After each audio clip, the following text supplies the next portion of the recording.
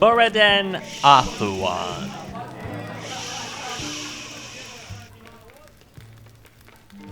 Working from within, Moriden Stormcrown created distrust, hatred, and discord within the ranks of the mighty vampire army raised by the ancient bloodline of Clan Volkar. Cursing the name of he who defeated them, these vampire hordes were driven back to the plains of oblivion. And so we find ourselves thrown together once again, my friend. Almost as if one of us were looking for the other. But why would either of us do that? To self-improvement and the training of long-ignored talents and abilities. Even as he trained at the illustrious and fabled Mages' College of Winterhold, Moriden still continued to search for a solution to the continuing dragon attacks. Spending his time, now, searching for answers among the countless tomes of the Arcanum Library, it would not be long before he was again called on to save all of Skyrim. Nay, all of Is the that where we left the off? grasping hands of power-mad maidens. Once again, the bards only tell you what they believe to be truth. They weren't there. They don't understand. You, though. You, of all people, need to understand. So let me tell you what the bards will not, what they cannot. Because the truth is not what the bards would have you believe.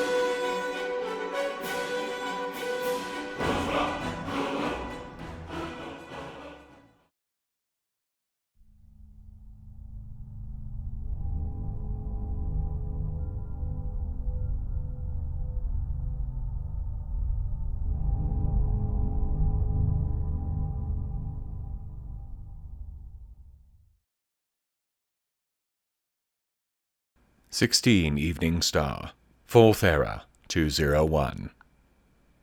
There are a few things that are consistent when non-soldiers try to act like real soldiers. First, there is always one in the group who thinks that they are a genius, that if they had been in charge at any major defeat as the general of the losing side, that it would not have been a loss.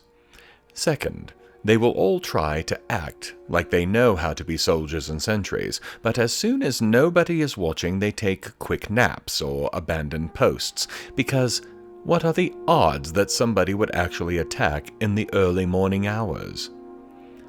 I'm not sure which of the people I killed thinks they were a military genius, but all of the sentries who were supposed to be awake at Felglow Keep are now asleep on a more permanent basis. With the exterior clear and no sign of the books I was seeking, I moved toward the doors leading inward. Not that I was surprised about the books, these were all mages after all, and they hold book knowledge to be among the greatest and most important of knowledge. I had assumed necromancy was the lure for these wayward students. I begin to think I was incorrect. I am starting to see the small signs, things like blood potions, drained corpses, and captive cattle, that make me think that vampirism might have been the clue instead. They even had one held captive that I'm relatively certain was a Thalmor before she tried to kill me. If that is the case, I think that the apprentice might already have paid for his stupidity. Through some miracle I do not pretend to understand, Orthorn is still alive, and well, and loud. He was taken in by the rogue mages, all right. Taken in the same way that fools are taken by shady merchants. He thought they wanted help. They just wanted another test subject, which makes me reevaluate my earlier vampire conclusion. Necromancy still works for all I've been told, though, so I'll go back to that theory for the moment. I sent him back the way I'd come. I don't need his bumbling to get in my way and draw attention. Mages are best dealt with when they are unaware and before they can think straight enough to choose a spell. Hawthorne is loud and clumsy enough to ensure that I don't get those kinds of chances. The further I go, the more I realize that I have been a fool of my own. I've been trying to make a single, simple explanation for this group and their departure from the college, and by doing so, I think I've overlooked an obvious and equally likely possibility. Although Savos Aren is very permissive in what he allows at the college, he does have a small list of things he will not allow or tolerate. If you're going to leave the college, why does it have to be only one of the things on that list? Why not dabble in all of them? Daedric summoning, necromancy, perhaps a little vampirism to go along with the summoning. If you have left all rules behind, why not try your hand at them all and see what you like best?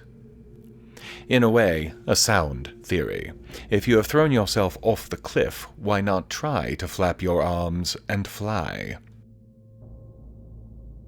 The military genius was their leader, an imperious woman who did not deign to give me a name since, in her own words, they no longer mattered. Instead, she called herself the Caller, and she was everything I expected she would be, certain of herself, powerful beyond what the others around her were, stupid to a fault.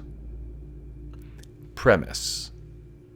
You are in charge of a coven of wizards who have broken all ties to the college and are dabbling in magics best left untouched. You note that your followers are being killed by an unknown someone, creeping through the ruins you have chosen to inhabit. Eventually, you place yourself in a large circular room and wait for this assailant to arrive. When he does, do you really think that it's a good idea to have a conversation with him, telling him he has a single chance to turn around and leave before you get angry? Especially when said assailant has his bow up, ready, drawn, and aimed? She, apparently, did. The Caller can now discuss military strategy with the other dead generals in whatever afterlife she has chosen for herself. For the assailant, for me, I have the 3 books I wanted and a clear way out of the ruins. Leaving the keep, I kept to the mountain walls until I could find a way to turn north in search of Sheer Point. The location was known to the guards I spoke to yesterday, as it has one of the word walls marking it, one of the few places where one is out in the open. This, you would think, would be one of the first ones the Greybeards would steer me towards. Unless, of course, they know what I have come to suspect through my research.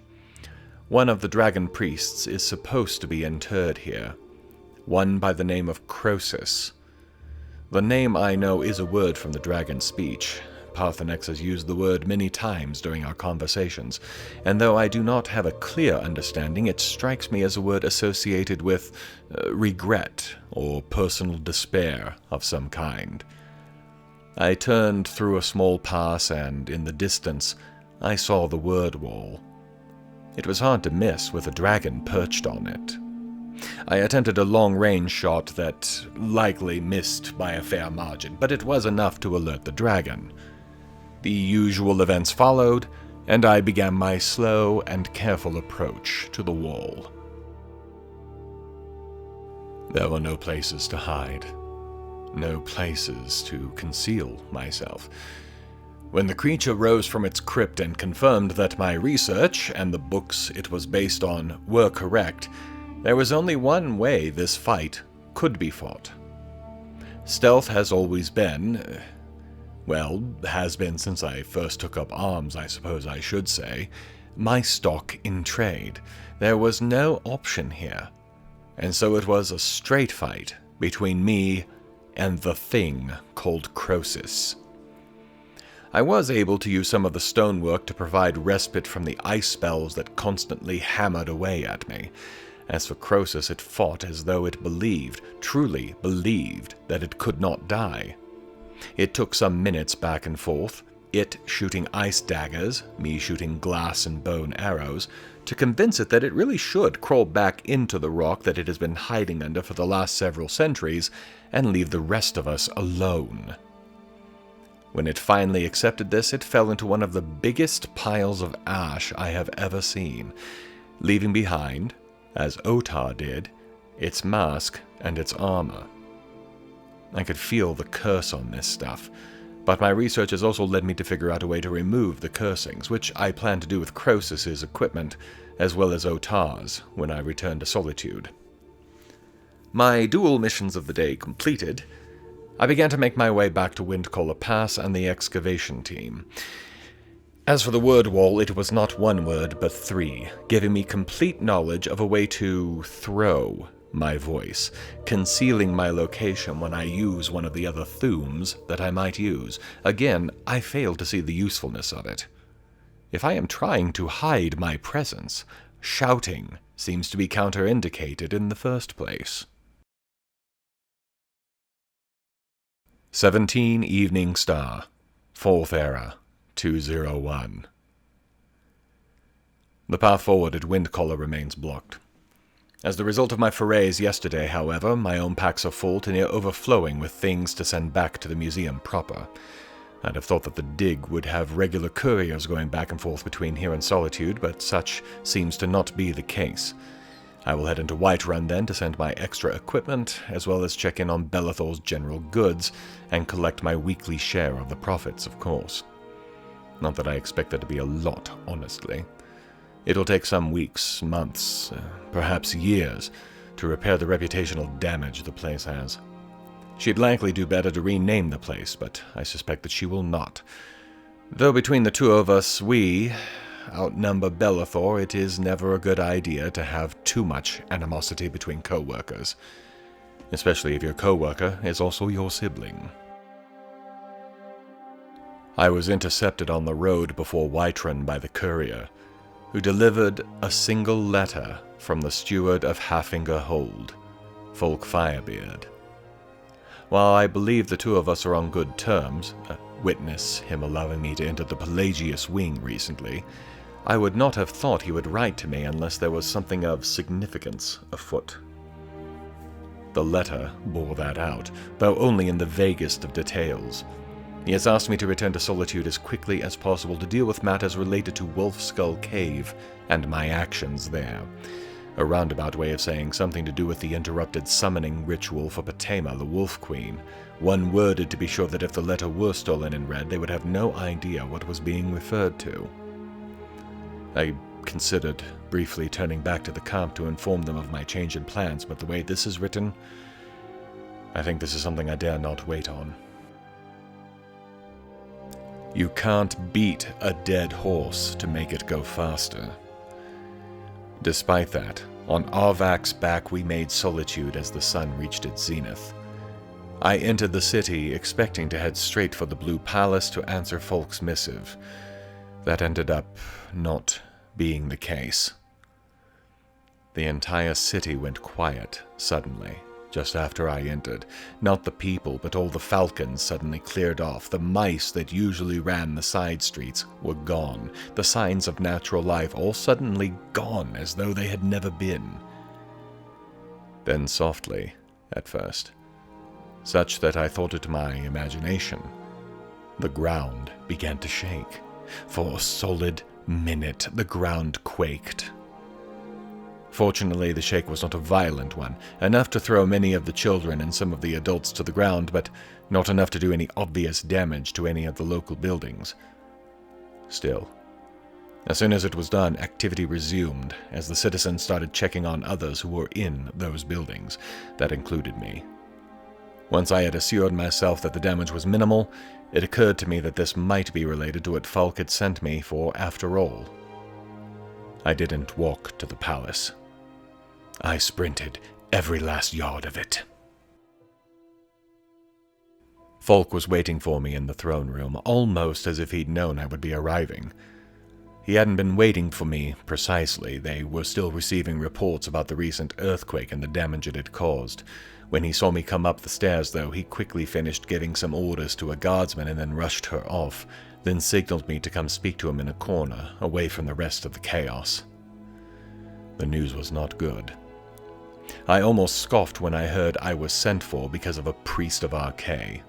I've not had good interactions with them, no matter what the city, but the one I had worked with here, at the museum some time ago, was pathetic. The actual priest involved, however, wasn't that one. This was the head priest, called Steer. He'd figured out that Potema was awake and moving again, and having presented his evidence to Falk, had learned of the events in Wolfskull Cave, which led to me being summoned. The good news is that Potema has not fully taken form. If she had, we'd likely all be dead already. The bad news is that she's working up to it, and her minions are starting to break free of the crypt that has been holding them. Falk had few details apart from that, and with apologies, told me to get with Steer to get the final details. He had an earthquake's damage, physical and morale both, to manage. Steer was, predictably, at the Hall of the Dead. Once the brief introductions were complete, the situation was more fully explained. Potema's crypt is in Solitude proper, despite her traitorous life and machinations. Evil or not, she was still the Queen of Solitude, and had been interred in the catacombs along with many of her most dedicated followers. For 500 years, the sealed-off section had been enough to keep her quietly dead. The necromancers at Wolfskull changed that, of course, and my involvement has forged a connection between myself and the long-dead queen. Why that matters he could not explain. What he did explain defies logic. I am being sent in, alone, to deal with her. No backup, no guard, nothing, not even a blessing of Archay to help me deal with them. I feel like I'm being used as a stopgap measure while the real response to the threat is being mustered quietly. At least here I know the score, but I am not going to charge in blindly. Since I am here, I'm going to make use of the next few hours to forge a new weapon or two at the safe house, and possibly a new set of armor. If I have to deal with this alone, then I'm going in as heavily armed as I can manage. Success. The Orzamer were right. Ebony as a base layer to attach everything else to resulted in something far more lightweight and flexible than I would have imagined. That, and no sacrificing of the bone or scale's inherent resistance to damage. It took longer than I had planned, but the result cannot be argued against. A new axe made of a dragon's talon, sharper than an ebon blade and twice as deadly. A new bow of dragon's rib, a harder draw and faster arrow you will not see again this age. Scales and bones carved and mounted with ebony have created a set of armor that will be the envy of any combatant on the field. These would be enough to make me fearsome on the field, but the breakthrough I also managed in enchanting has made all of this legendary. I have unlocked the secret of placing two separate enchantments on a single piece of gear, a feat that is rare in all of history. Tomorrow, all of this will be tested in the harshest and most unforgiving test there is. Combat against a being neither living nor dead, oblivion bent on destroying me and everything else around me with her unbound necromantic powers. After a brief rest, of course. All of this has worked me to exhaustion, and going to battle against Potema in such a condition will not do me any favors. 18 Evening Star, 4th Era, 201. I left the museum intending to get to the catacombs and straighten out this whole Potema thing as quickly as possible. Never mind the earthquakes or potential threats to the citizens. Don't mistake my quick action as anything that might be altruistic or out of the goodness of my heart. I wanted it over, because if I did have a connection to Potema as a result of our last encounter, I wanted that connection removed as quickly as possible. Who knew what she could do with it? Kill me, leech from me. No matter what scenario I came up with, it wouldn't be good. I stopped as I entered the Temple of the Divines, finding the scene before me funny for some reason. Here I was, about to go do battle with one of the most powerful necromancers of all time, and just before I descend into the depths, I am presented with an opportunity to implore the gods for blessings or their favor. Oh, I know about their ways. So I've returned the favors they've given me. I turned my back on the shrines and started my hunt. The game changed quickly.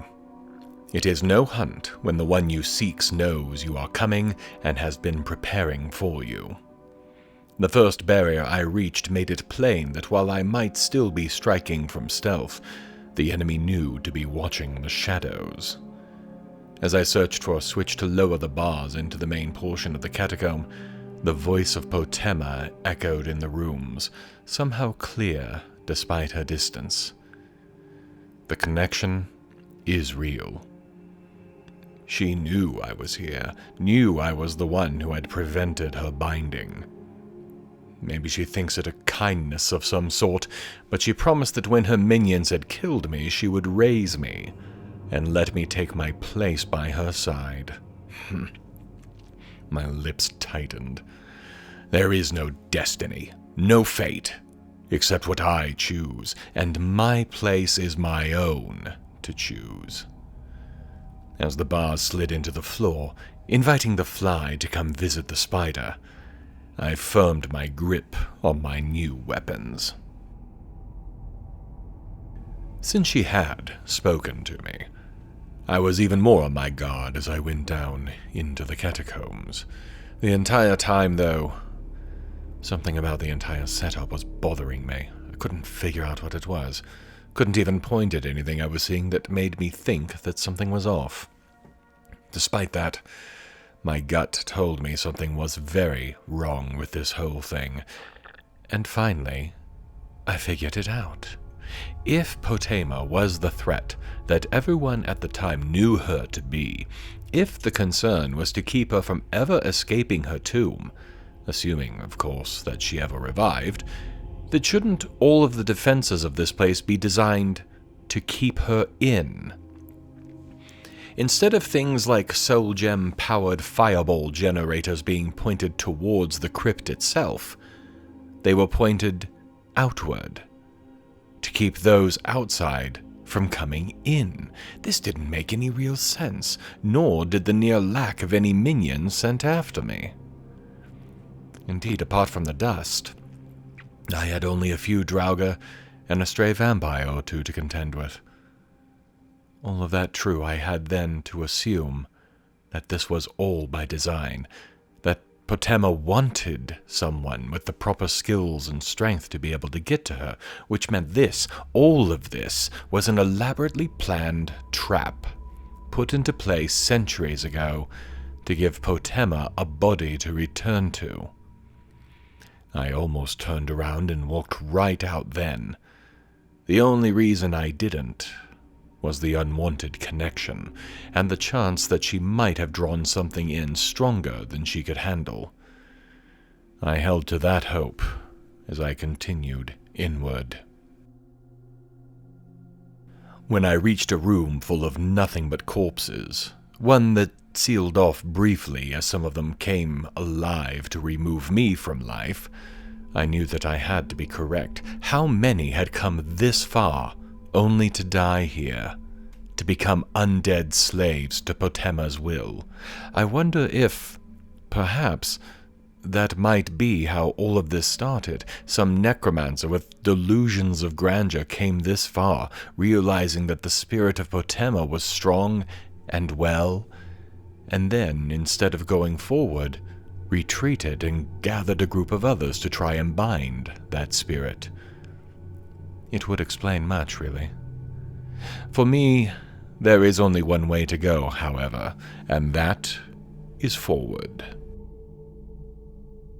It wasn't much farther forward before I came face to face with the spirit of the ancient Queen Potema of Solitude herself. It almost felt like some bad tale penned by a writer with more dreams than sense. An ancient trap lures in an unsuspecting adventurer who dies to strengthen the creature at the center of the labyrinth. And yet that was exactly what was intended to happen here.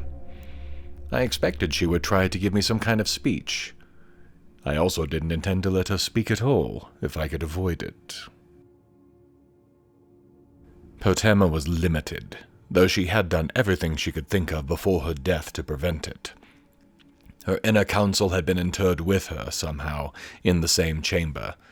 Potema used her necromantic powers to revive them.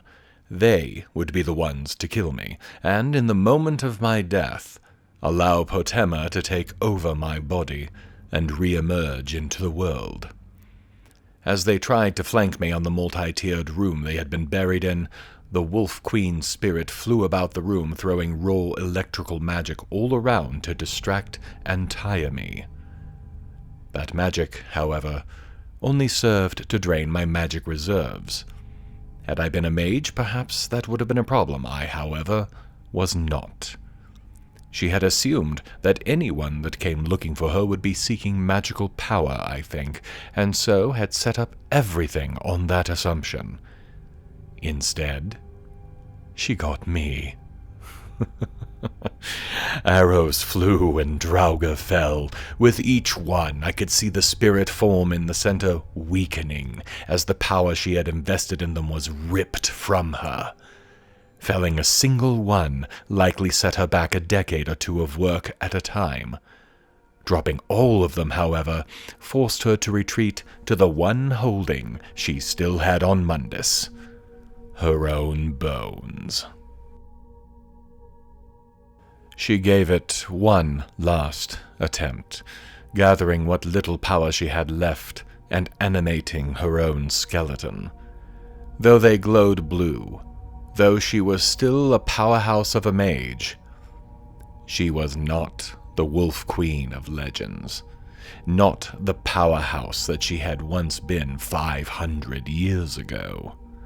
3 arrows was all it took to down the spectral skeleton that had once been the most powerful necromancer in Tamriel, and, in a delicious piece of irony, I captured her soul in a gem as she died the last time.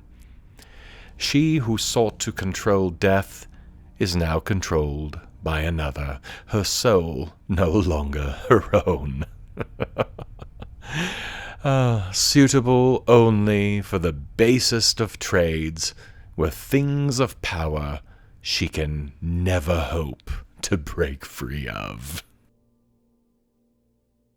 Though the connection between us is likely broken, I wish to take no chances.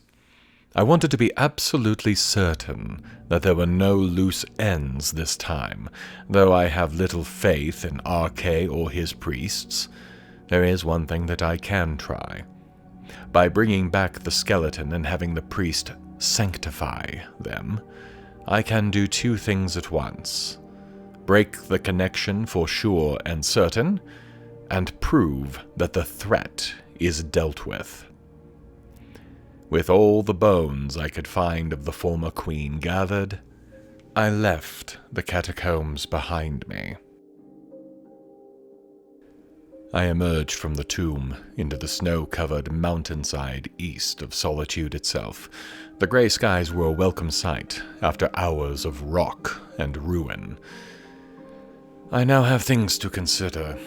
First, obviously, is to return to Falk and Steer and report the successful elimination of Potema as a threat. After that, however, I have a great number of choices.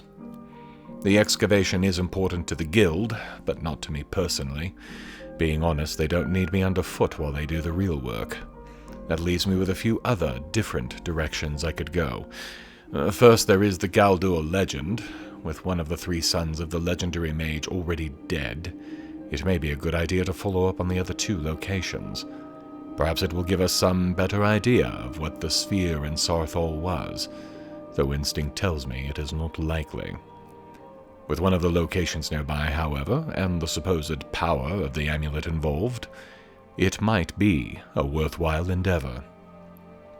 Second, there are the dragon priests. I've gone over my research again, and of the original 15 or 16 names, I have eliminated half of them. That leaves 8 here in Skyrim proper. The ones I think are on Solstheim were not part of Skyrim originally, so likely would not count for Odahving's warning about them. Of those 8, 2 are already accounted for, meaning there are 6 to kill before tackling Alduin. Of those 6, one is at Skuldafn, where the portal I'll need to use to chase Alduin is anyhow, so it can safely be left for last. This task needs doing, and seems the obvious next step. And third, there is the entire Sarthal situation. I have the books needed, I need only return to the college and confer with the librarian to see what steps need to be taken there. I consider this to be the lowest priority. I mused over my choices as I returned to the Blue Palace. Falk again drew me to the side when I arrived. Somehow I saw this as the precursor to what would be another betrayal of sorts. How have I done all of these things for Solitude and never once actually spoken with Jarl Elisif? As I reported the defeat of Potema, I could see it in his eyes before he even said it. This matter is not to be spoken of publicly. Though they see me as a true and devout supporter of Solitude, Elisif wants no mention of Potema's return to be made known, fearful that as tumultuous as the recent times have been, the people would not be able to cope with yet another crisis. Inside my head, I screamed in outrage. There was no crisis. It was already done. Over. Finished. The only thing that people had to know was that there were people out there working to protect them. As far as they knew, anyhow. There was nothing to worry about at all. On the outside, though, I said nothing. I took their token of appreciation and left the palace. And I could almost feel the knife in my back twisting as I did. I fumed all the way back to the safe house. Fine. If they don't want to publicly acknowledge all that I do for them, I can't make them. All I would do, trying to shout these things from the top of the mountain, is make a fool of myself, and I refuse to do that.